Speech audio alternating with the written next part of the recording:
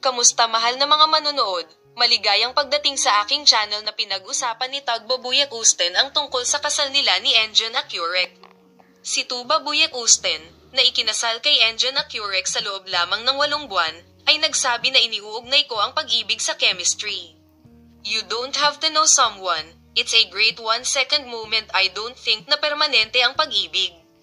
Isa ako sa mga naniniwala na pagkatapos maranasan ang mga kasiyahan, natutugunan natin ang ating mga katotohanan at nagiging pag-ibig. Ang pag-ibig ay tumatagal ng napakaikling panahon para sa akin, sabi niya.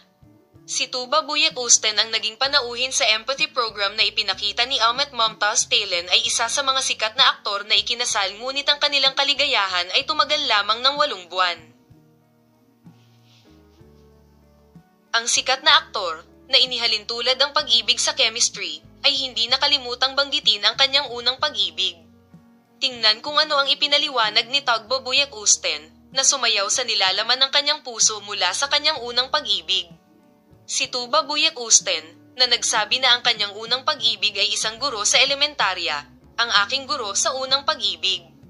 Siya ang aking guro sa silid-aralan. Bata pa lang ako, 2nd grade na ako, napakaganda ng atensyon niya.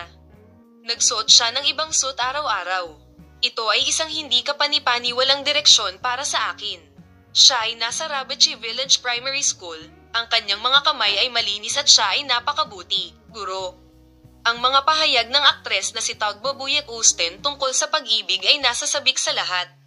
Patuloy akong magbibigay sa iyo ng detalyadong impormasyon sa paksa. Patuloy na manood, Palem.